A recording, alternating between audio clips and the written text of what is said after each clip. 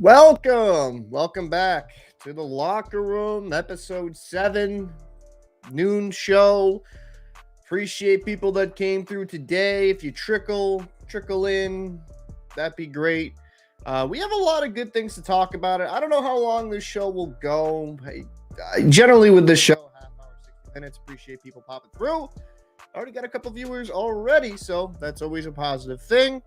So we got a few things to talk about today. The Edmonton Oilers, they win 12 straight. They were down 2-0 about the Seattle Kraken, find a way to win. We're going to talk about the goaltending situation with the Colorado Avalanche. They lose 1 to the Boston Bruins. We're going to talk about the Toronto Maple Leafs. They find a way to win against the Flames. And we'll talk about the PWHL. I have a video on the channel. It's doing really well, but I kind of want to flesh out some of the conversation and kind of respond to some of the comments that I saw in that video. So appreciate people popping through. Let's start right out with the Edmonton Oilers winning 12 straight. They have been on an absolute tear. They have been a great team in probably the last 2 months at this point. Let's kind of just go into it. Draisaitl has 4 points. And the thing that really stands out to me with the Edmonton Oilers is they were down 2-0 in this game. And they didn't quit. And I feel like that's the biggest difference on this team comparison to when they started out the season and they were just really, really bad. They really just have a lot of fight in them, a lot of good talent, and it allows them to be absolutely dynamic. So we'll kind of go through some of the scoring here. Tolvanen starts out there for the Seattle Kraken, then McCain in the first period. But Foegele, who has been red hot during this winning streak, he keeps producing. Gets a goal, assist by Draisaitl and Kane. Draisaitl scores a goal on the power play with Hyman and Nugent Hopkins. Foegele scores again, assisted by Draisaitl and Kane. And then in the third period, Hyman assisted from McDavid and Draisaitl.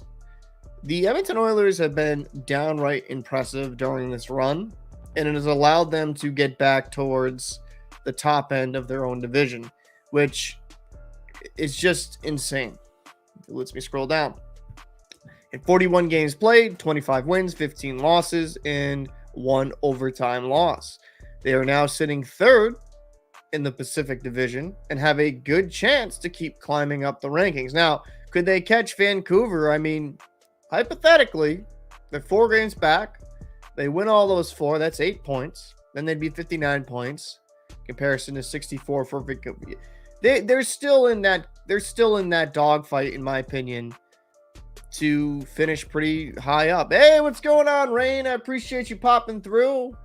Loyal, dedicated follower of the channel. You're a legend. I appreciate all your support. Good to see you in there. I appreciate it. Some good viewership already, actually. So, the Edmonton Oilers, yeah, I mean, they have been off to a terrific, they've been on a terrific run here.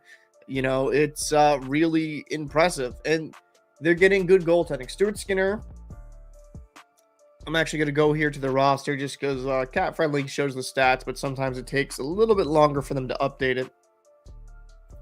Go to player stats. Stuart Skinner is now at a .904 save percentage, where he was a sub 900 for quite a bit. I mean, he continues to be on a tear. Hasn't had a game in his last 5. His lowest save percentage is a .926, which he's had in back-to-back games against Seattle and Toronto. He has really turned the corner. He's really turned the corner. The team has played far better in front of him, and who knows? Maybe he finishes with the season around a .910 save percentage, where, considering how the season started, that is amazing. That is absolutely amazing, because that's a hard. Oh, wow, I didn't share the tab. I apologize. Stuart Skinner, yeah, I mean, right here, 904 save percentage, 2.58 goals against average. In his last 5, lowest save percentage is a .926. He continues to play really well. Really, really well. And, you know, he played a lot of games last year. He was the starter, .914 save percentage, good enough. I mean, he could battle himself up if he keeps on this hot streak to a .910 save percentage, especially if the Oilers keep playing good team defense in front of him. He's got some good intangibles. He's a bigger goalie at 6'4". He's still young. He's only 25 years old. Goalies are starting to enter their prime around this age. So he should be, hopefully the Oilers can keep this up, and I think there's a good chance.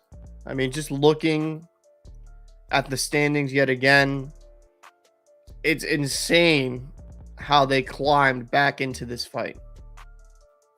So what's different? Different goaltending or special team coach? Yeah, so they changed the head coach. You know, they brought Knobloch in. They brought Paul Coffey in, who, you know, if you're a hockey fan, you know Paul Coffey. That guy was a great defenseman, a very, very good player.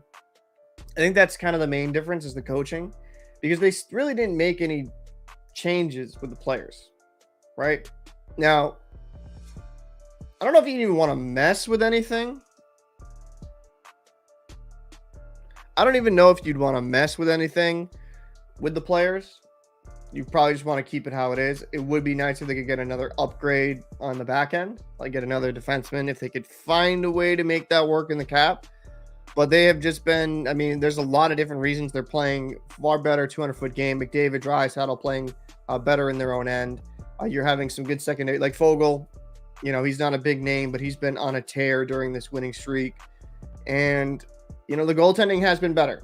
Now, I'm not saying all of it was on the goaltending to start the season. Some of the goalies just, I mean, you know, Campbell and Skinner weren't giving you good enough goaltending. I think Skinner has just played far better, played far more confident. But the Oilers have done a really good job at mitigating a lot of the high-risk danger scoring chances. But then it seems like even when another team gets a very dangerous scoring opportunity, that Skinner saves quite a bit of them, which is huge.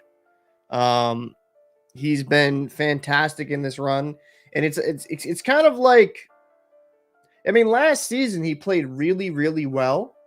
So I'm not really shocked. I was actually kind of shocked how bad the start was to this season. But it's like, and I don't like to give people, some people think I'm too soft on goalies, but like, to be fair to him, the team in front of him wasn't playing well either. He wasn't playing great. I'm not giving him a complete excuse, not giving him a pass, but yeah, I would actually have to agree with your comment here. I appreciate you coming through. Everything is different, to be fair. Skinner turns into prime Hashtag after allowing 2 goals, depth scoring, defensive and neutral zone structure. So everything is working out. And I think that's where a lot of the coaching kind of comes into it. Appreciate you, by the way. Appreciate you coming through and watching and the commenting. I think that's the big difference. It's just the structure and the accountability in their own end. I think under Woodcroft, they got a little bit too into that high run and gun offense and just like, hey, F defense, we'll see how things play out, where Knobloch and Coffey have them playing far more disciplined, and they're playing far better in their own end. It's the saying, I've said this coaching because I was coached this in hockey, in pretty much any sport really. Good defense can lead to good offense. If you're good in your own end and you're preventing goals and create turnovers and create havoc in the neutral zone, you're going to have opportunities to go on the rush, go the other way, and capitalize on them. Really. So it does benefit them, because I think the Edmonton Oilers have been so good defensively. It's allowed their offense to shine, and it's been really a pleasant thing to watch. They're not continually just like running and gunning, going up and down the ice. They're playing far more within themselves, and it's just a lot of fun to watch. It's a lot of fun to watch. I'm going to have to I watched the game around 7 this morning. I actually went to go play. I played some pickup hockey around 5 this morning. Kind of wanted to get a little bit of exercise. First time skating in some time. You know, and it's funny. My hip is good. I feel the hip feels good. It's my feet that hurt. My feet, because I haven't skated in about a year and a half due to the hip surgery. My feet are fucking killing me. It's like, I don't know if it's just the skates, but I was like, damn, like the outside of my feet are not feeling great right now. Anyways, though, yeah, so I watched the game when I got home after came back from the rink, and it was not bad. It was not bad at all. It was a pretty good game. I feel like they don't, like, earlier in the season, the Oilers just had a defeatist attitude, and now they're down 2-0, and they still have a lot of fight.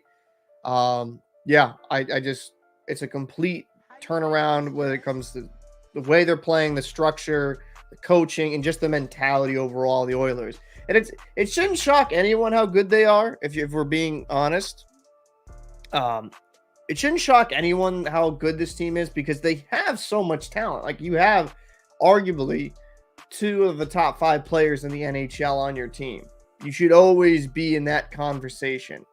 Now, I still kind of want a little bit more from Evander Kane. Hopefully he starts to wake up because I think he's still got that talent in him. But I mean, yeah, they got some good talent on that roster, and I think it's really coming into fruition right now. It's also bizarre how the Kings being a wildcard team isn't out of the question. Yeah, I mean, I would actually think the Kings for me. Actually, is there that option here still? Yes, there is. So the Kings for me. Let's see. If it's sorry if it's a little bogged down here. Yeah, I mean the Kings, they still they have 3 games in hand on the Nashville Predators and the Calgary Flames. So that's a good thing. And they're in a good spot. You know, it's funny that division is just deep. I think that division overall is pretty deep. I mean, I think the LA Kings lost last couple of games. Cam Talbot has played really good. I think that to me was the biggest surprise because I was the most suspect of the Kings goaltending coming into the season. Cam Talbot the season and especially after with Ottawa, and I know some of it was due to injury. The way he's bounced back and has been terrific this year is just really good to see. I'm happy for Cam Talbot. He's one of those guys that's I felt like getting the short end of the stick quite a bit in his career. Let's see. I was shocked at how bad they were. Yeah, I was too. TG saying the Rangers are playing like exposed trash. We will go further. We will actually probably be talking about the Rangers here in a bit. But I mean, yeah, as to kind of close out the Edmonton Oilers segment, there's so much difference here now, just with the coaching structure, not to sound like a fucking parrot, repeat myself. And it feels like everyone's buying in. They're buying into the system, and that's the big thing. And that's why they're just being so damn good. If this was the team to start out, if this is how we expected them to play to start out the season, I still have question marks. I do still have question marks because teams get hot. They ride the hot. And then sometimes they'll have some cool down parts. I mean, is the defense good enough? Could you maybe add another piece? Is the goaltending good enough? And that's not to knock Skinner because he played great during this stretch. But will he be able to, perform in the playoffs? That's something I would ask of all goaltenders. I mean, for me, with Bruins fan, I mean, that's why I asked about Swayman. I mean, that's not a knock on Swayman. Great year, but can he do it in the playoffs? I mean, they're just honest to God questions you can have about, certain teams. But I mean, the Edmonton Oilers, they keep playing like this. It's they're going to be a friggin' load to play against. So let's, I want to talk about Alexander Georgiev. Kind of the goaltending just in general. With the Colorado Avalanche.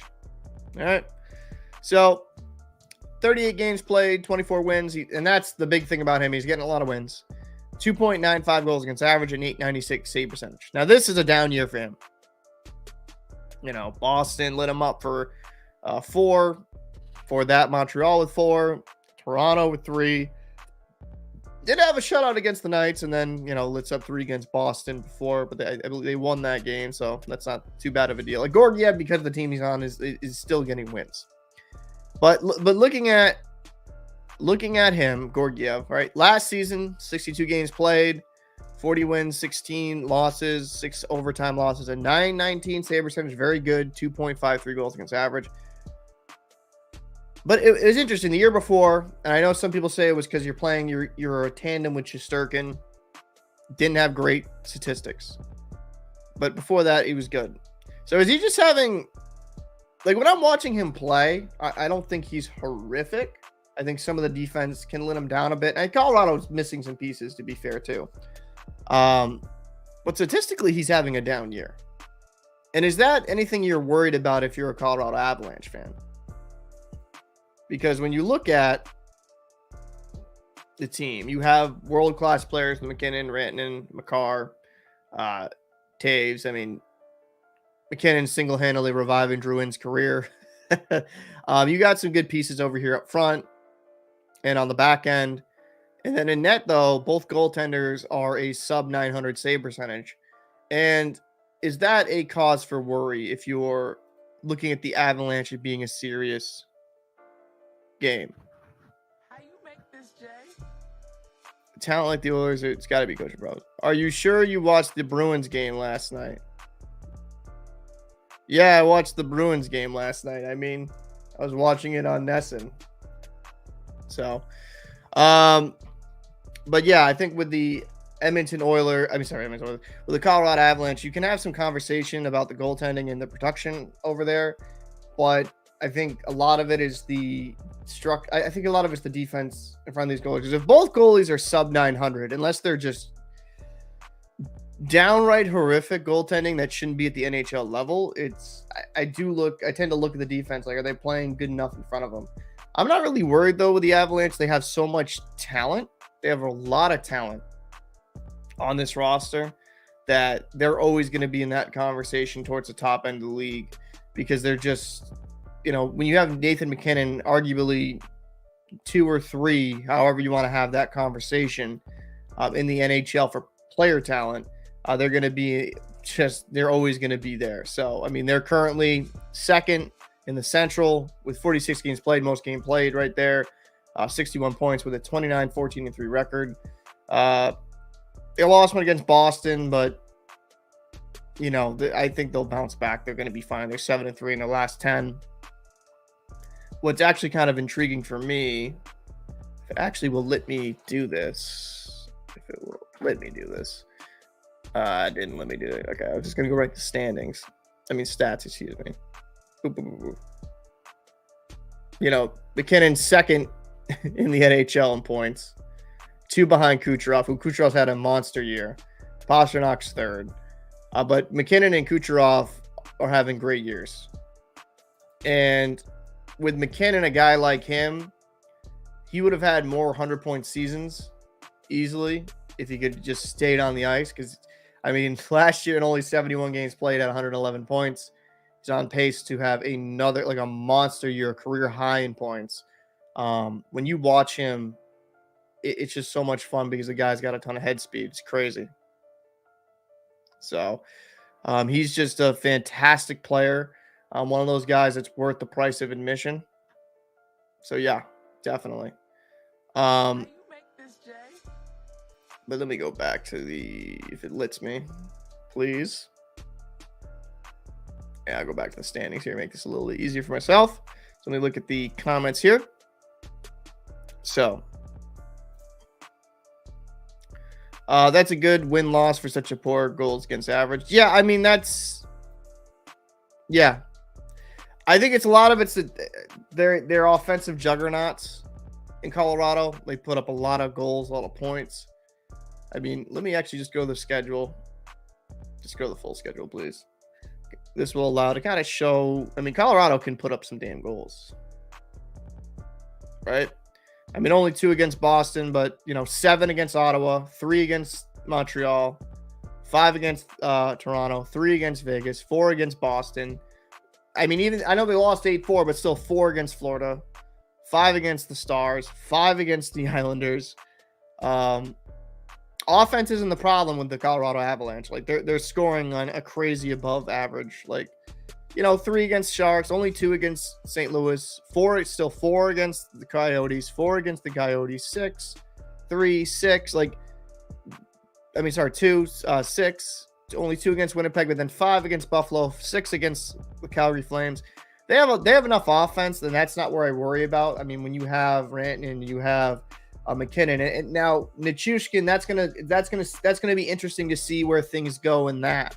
Right, with Nichushkin, will he be back? When will he be back? That's when you kind of, because he's been invaluable to them. Was he not even on here now because of player assistance program? Okay, yeah, they took him off the roster. So let me pick up. Just to kind of showcase Nichushkin's. I don't know why they did that. Is that weird? Is that weird? Is that just me? Is that weird? They just took him completely off that? That just me? Or did I not just see it? Am I blind? Right? Am I blind? No, I'm not blind, right? Oh, maybe I'm blind. All right, here. Nichushkin, 40 games played, 22 goals, 20 assists, 42 points, over a point per game player.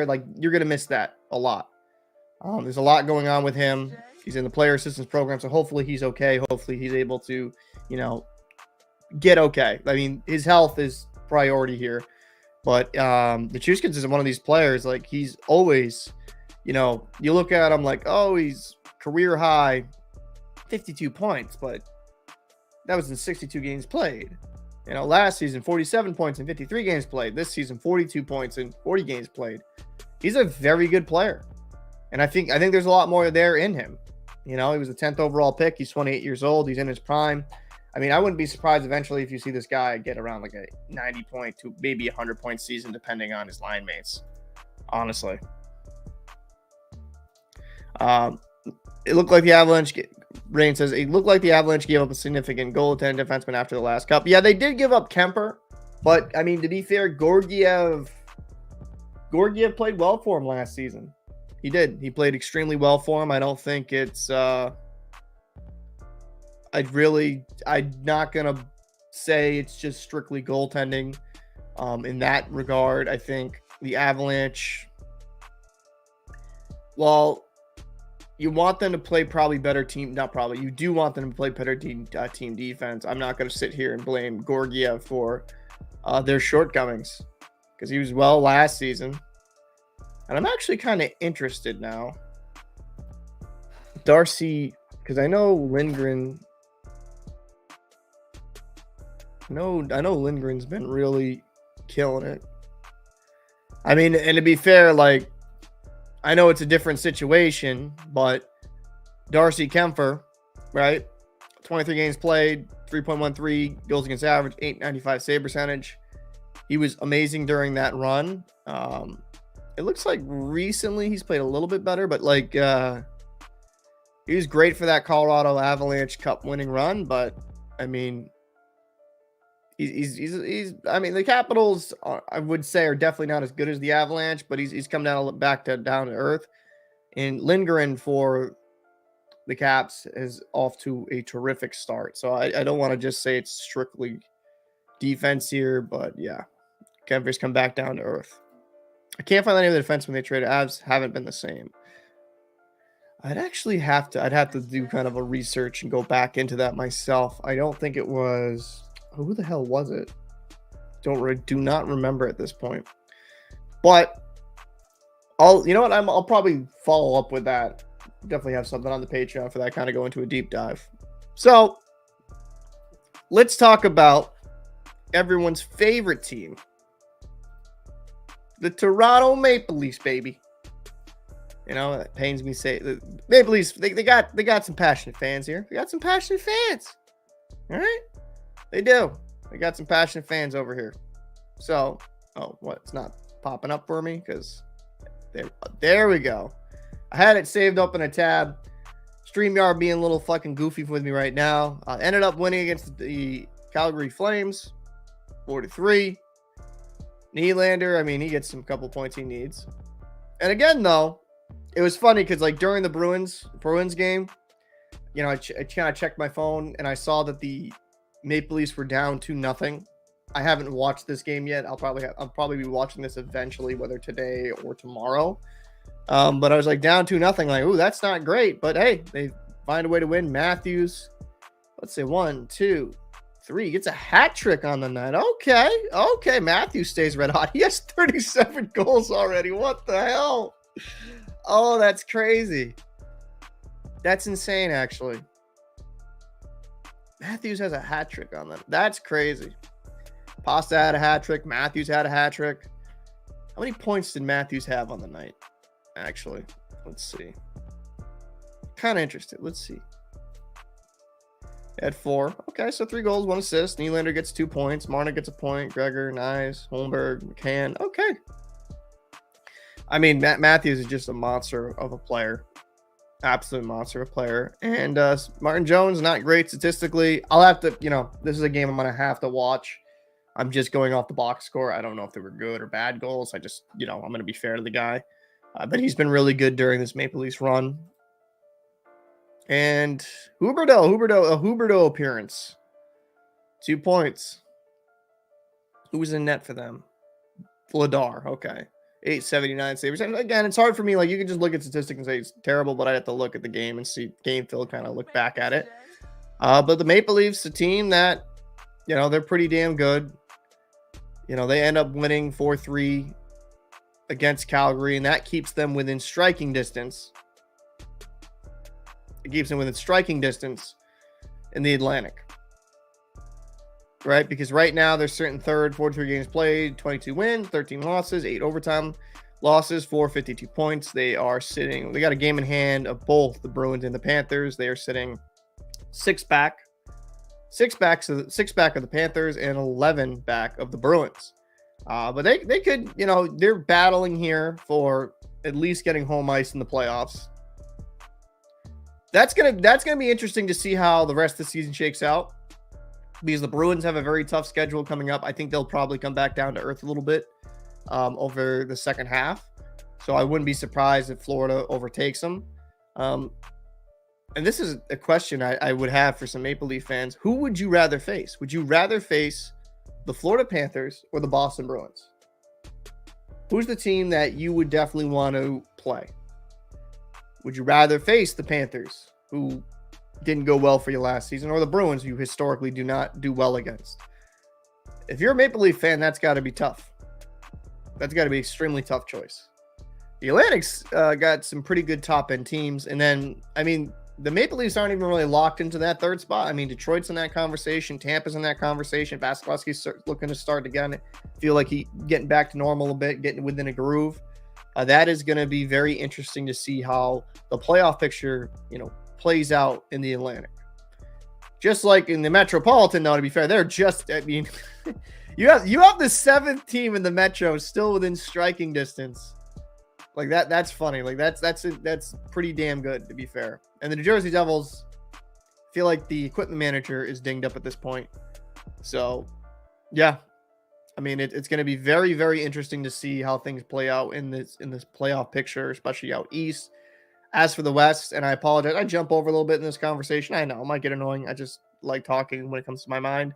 The Winnipeg Jets, 9-1 in their last 10, still playing really well. Avalanche will be fine. Then you kind of discuss that third slot. I think Dallas just has the better team. I think Dallas is just a little bit more of a complete team compared to the rest of these guys down here. And then in the Pacific, we've talked about it, like the Canucks, the Knights, the Oilers on a huge stretch, the Kings, even the Flames. Looking at the wild card spot, like personally, I would love the Arizona Coyotes to make the playoffs. I think that'd be a great story. But that's going to be tough for them. They're 5 points back, and they're going to have to start going on a run here. But if you're a Coyotes fan and you're showing up and you're supporting the team, especially with all the turmoil they have gone through, you definitely want that team to try to make a run. They have some good talent. They have a lot of good youth. I think the Coyotes should be a team that competes for many, many more years to come. I like it. So, if they needed Austin Matthews to get a hat trick to get past Calgary, Jesus, the fucking shots fired. If Austin Matthews wasn't there, yeah, Calgary would have won. Like I said, to be fair, I have to kind of go back and watch the game itself. I didn't see really the flow of the game and all that yet. I can really kind of just go off the box score, which, that's why I don't make videos on every single team or every single game, because I like to watch it in totality. Because there's some games where you just look at the box and, wow, they got dominated. But then you look at the game, you kind of get the feel for it. It's like, wow, this was actually a pretty close game. They might have got outshot, but all those shots were the outside. But, yeah, Matthews just stays on a tear. Jesus Christ, that guy could easily finish with over 60 on the season. He could flirt with actually 70, right? Yeah. That would be ridiculous. I kind of want to see that happen. I want to see a player hit 70 goals. Like, if Matthews hit 70, that'd be freaking insane. It would be freaking insane if he would hit 70 points. That would be great. And I'm not a Leafs fan, obviously. I'm just saying, just from the hockey, it would be kind of interesting. So, let's we'll kind of have this a more open-end discussion here. Going to go full screen, so you can see a nightmare in real time. So let's talk about the PWHL. All right, so I made a video on it. Video's gotten some really good reception, stuff like that. Kind of want to talk about the league overall, because what I've seen. So I've seen some comments. So a lot of positive comments about the PWHL. Then I see some other comments saying, well, it's just like Bantamweight hockey. It's not like high-level hockey, yada, yada, yada. So this is my defense of the PWHL, right? First off, I think it's entertaining hockey. You're having professional women. You're giving women for the first time ever, really. Well, not the first time ever, but like you're giving them right now a good opportunity to play professionally. The salaries are between $35,000 to $80,000. You know, these women, they're playing a relatively short season. This is their inaugural season. They're just getting going, right? They're kind of starting to get underway. This, like, I feel like I get it with some of the guys that will say, oh, well, it's not top end hockey. It's not like, oh, well, men could play. But they're not men. They're women. They're playing. It's a women's professional hockey league. You know, and first off, I still think it's good. I think it's still good hockey. And I don't want to sound this way, but I'm going to say it. I think some of the dudes that like to chirp the women's hockey wouldn't even beat those women in a hockey game, right? Like, show a little bit of respect for these women that just trying to get the league off the ground. You know, like this is something they've had to battle for, and they're doing it the right way. They're not going behind a bunch of different fucking weird paywalls. Like, they're streaming these games on YouTube, which I think that's a genius idea. But some of the comments, I don't respond to them because I feel like when you respond as a content creator, it gives it like more life to that conversation. And maybe I'm giving more life by having this on the podcast, but I mean, who watches these, right? But to me, right, I don't think we need to disrespect the women and be like, oh, well, bantamweight men can play better than like really, fuck off. Just let them play their league, let them develop. It's the first season, 6 teams. It's going to take years for like the game and the skill is going to keep improving. And the women's game has come pretty far, right? From the very origins of it to where it is now. The women are pretty damn good hockey players. I don't necessarily care for some of the disrespect I saw in the comments. Like, come on, guys. Like, really? Like, well, is that what we're doing? We're just going to take the piss out of them? I mean, like, the marketing's great. A lot of the women that talk in the interviews, they come off as very intelligent and just funny characters. And overall, I think it's a solid product, and they're marketing it in the right way. It's just, you know, I saw some of those comments, and it's like, come on, guys. Like, really? We're doing this right now? And I get it. If it's not for you, it's not for you. I'm not forcing you. Like, you got to watch this. But, you know, come on. Let's not like belittle something because it might not be for your cup of tea. I'm curious how the PWH do their win-loss point format. Actually, that is interesting. They do it, if I remember, it's like 3 points. Hold on. Actually, I'll show it in a second. How is their point total? If I remember correctly, it's actually pretty different. Where is it? So if I remember, it was like 3. They kind of do like a 3-point thing. Hold on.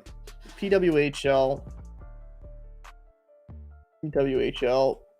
win points system. I don't know.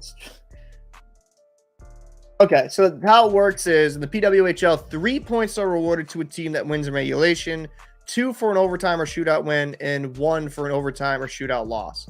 So regulation wins are worth 3 points. Overtime is 2. And then if you lose in overtime or in a shootout, it's 1. And then if you lose regulation, it's 0. That's actually kind of interesting.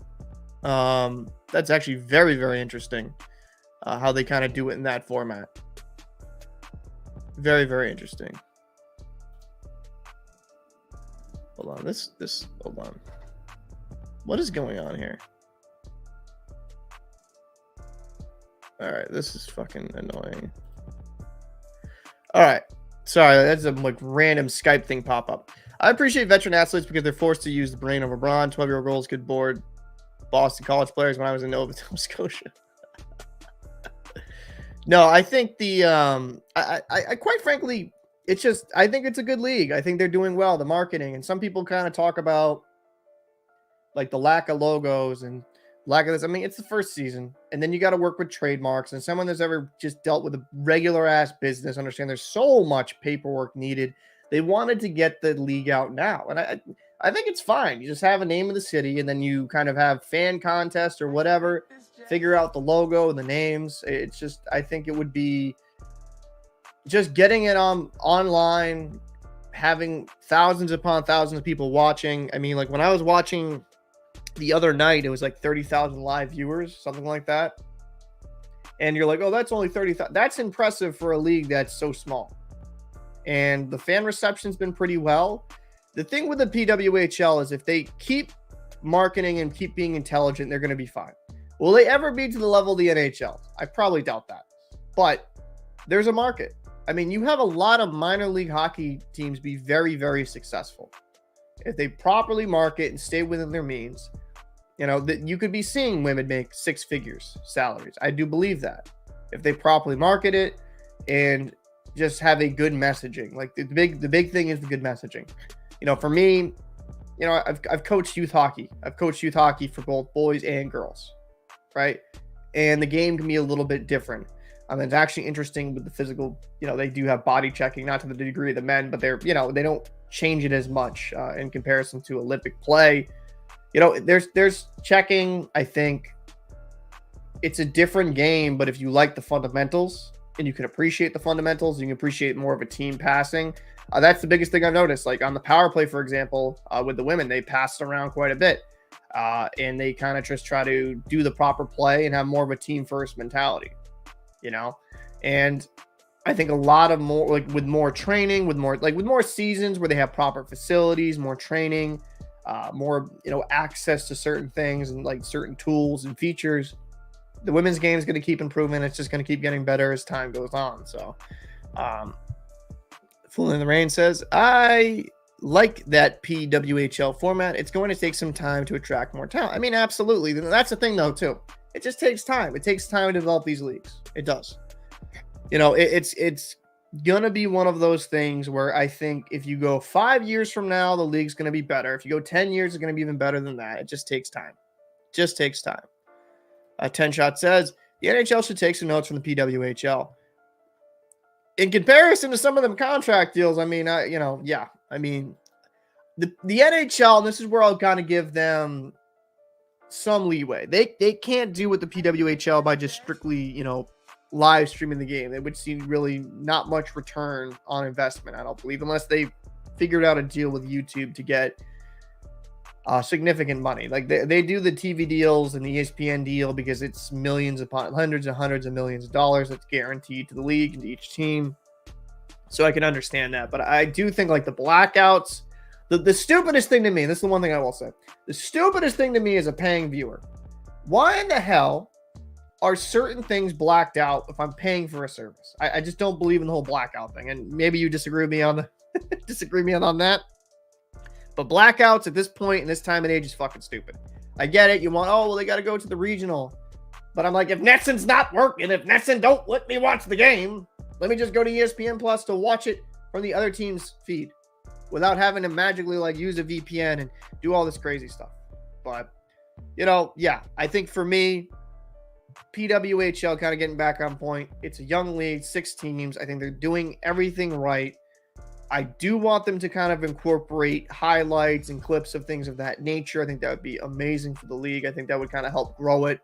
To be fair, though, like some of their past catalog streams are like in the hundreds of thousands. So there is a market. There are young girls, there are men, that like everybody that are watching that's watching the product out there. So I think it's just going to take time to grow. And when you give these women proper facilities and proper access, the game's going to keep improving.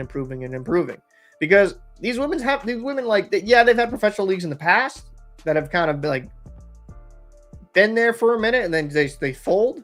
This is why they kind of took so long to start the PWHL, right? Once they get, you know, more skating time, and I know a lot of them play for the Olympic teams, right? So they're going to have, how would I put this? They're going to have like some access and some funding in that regard when they play like Team USA, Team Canada, Switzerland, yada, yada, yada. But this allows them to have more frequent games, more frequent game time, more frequent matches, and it's going to build chemistry. So I'm excited for the future of this league. I'm actually going to go to a game this year. I'm going to go one of the games in Boston, Lowell's, about an hour west. But I'm going to go see, kind of get the vibe. I mean, from what I've heard, I have a buddy out there said, hey, the game was pretty fun, entertaining.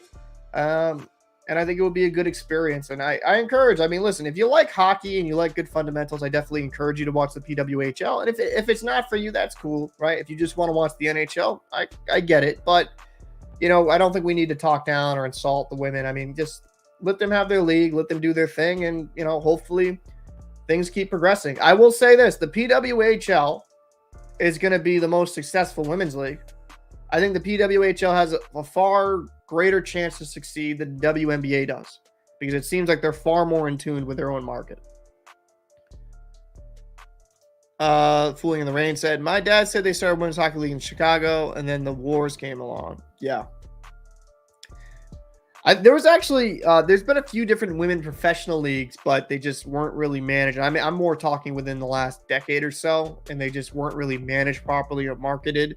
And they wanted to get these big TV deals. But I think with the PWHL being kind of like being on TV, but also understanding that YouTube and these live streaming platforms are a huge market that you need to capitalize. And I think it's rewarding them amazingly thus far. But I think I'm going to call it for this episode. I greatly appreciate everybody popping through. Like I said, Monday through Fridays, you can catch me here live at noon. These shows will go from a half hour to an hour, maybe even longer. If there's like a bunch of crazy things going around the league, we can talk about it. Just hockey in general. It doesn't have to be just the NHL. PWHL internationally. I mean, shoot, KHL if there's something crazy over there. I appreciate guys coming through, watching, supporting the channel. I'm going to stick with this. I know the noon time slot's kind of weird because people work. You're like, well, they're working, but hopefully if you don't watch it live, you'll watch it in a past broadcast. But I'm going to be kind of watching a few different games, making some content about that. I'm actually going to be making a standalone Nathan MacKinnon video later this week, or probably by the time probably next week is when it will be out. So look forward to that. But I am Captain Paul for the Locker Room. I appreciate everybody popping through. Thank you so much for watching. I will see you in the next one.